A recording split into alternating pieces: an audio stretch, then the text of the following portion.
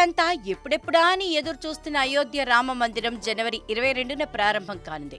ఇందుకు సంబంధించిన ఏర్పాట్లన్నీ రామ జన్మభూమి తీర్థక్షేత్ర ట్రస్ట్ ఆధ్వర్యంలో చకచకా జరుగుతున్నాయి. ప్రకృతి విపత్తులను కూడా తట్టుకునే విధంగా 3 అంతస్తుల్లో రామాలయాన్ని నిర్మించారు.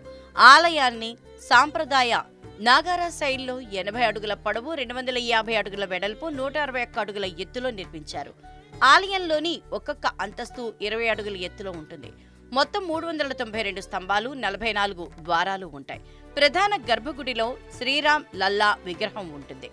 అంటే బాలరాముడి విగ్రహం కొలువు తీరుతుంది. రామ మందిరంలో మొత్తం 5 మండపాలుంటాయి. వీటిని కళాత్మకంగా తీర్చిదిద్దుతున్నారు.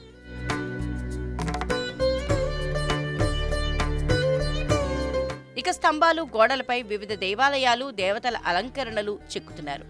ఆలయంలోకి తూర్పు నుంచి ప్రవేశించాలి. బాలరామయ్య కొలువుదీరునున్న ప్రధాన ఆలయానికి చేరుకునేందుకు తూర్పు వైపు నుంచి 32 మెట్లు ఎక్కాల్సి ఉంటుంది.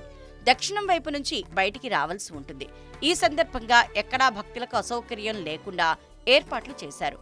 వికలాంగులు, వృద్ధుల కోసం ర్యాంపులు, లిఫ్ట్లు ఏర్పాటు చేశారు. ఇక వసతికి కూడా ప్రత్యేక ఏర్పాట్లు చేశారు. 25,000 మంది యాత్రికుల వసతికి వీలుగా భవన నిర్మాణం జరిగింది. మొత్తం 70 ఎకరాల ఆలయ ప్రాంగణంలో 70% పచ్చదనంతో నిండి ఉంటుంది. 100 ఏళ్లకు పైగా పురాతనమైన చెట్లు ఉన్నాయి. ఆలయ ప్రాంగణంలో చెప్పులు ధరించకుండా నడవాల్సి ఉంటుంది. ఈ నేపథ్యంలో కాళ్లకు ఎటువంటి అసౌకర్యం లేకుండా ప్రత్యేక ఏర్పాట్లు చేస్తున్నారు. ముఖ్యంగా వేసవిలో కూడా కాళ్లకు చెప్పులు లేకుండా నడిచినా భక్తులు ఎలాంటి ఇబ్బంది ఎదుర్కోకుండా తగిన ఏర్పాట్లు చేస్తున్నారు.